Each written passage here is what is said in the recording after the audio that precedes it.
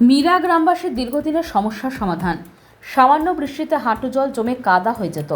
পথচলতি সাধারণ মানুষ থেকে শুরু করে ছাত্রছাত্রী রোগীদের বেশ সমস্যা হতো হাঁটাচলা করতে।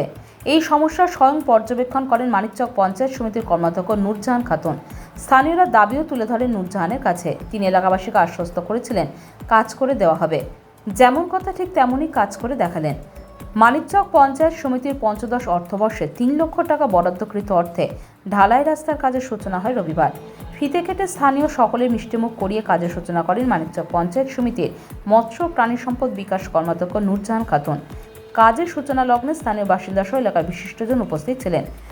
মাননীয় মুখ্যমন্ত্রী মমতা বন্দ্যোপাধ্যায়ের উন্নয়নের ধারাকে অব্যাহত রেখে মানিকচকের সমিতির ঐকান্তিক প্রচেষ্টায় মানিকচক পঞ্চায়েত সমিতি থেকে এনায়তপুর অঞ্চলে মিরাগ্রাম কাজীপাটি এলাকায় ঢালাই রাস্তার সূচনা করা হলো। বলছি কি অসুবিধা হচ্ছিল এই রাস্তায়? হ্যাঁ, একটু বৃষ্টিতে কাদাতে জল জমে যেত। এখানে স্কুল আছে, বাচ্চারা যেত, বহু মানুষ যাতায়াত করতো, খুব অসুবিধা হতো। আচ্ছা, কত লাখ টাকাতে কাজ করছেন? 3 লক্ষ টাকা। আচ্ছা, ঢালাই রাস্তা। এবার কতটা সুবিধা পাবে? এবার বহুত সুবিধা হবে। এখানে স্কুল আছে, ছোট বাচ্চারা যায়, বহু মানুষ এখানে যাতায়াত করে। এলাকাবাসী খুব সুবিধা। Bureau news Bangla Times.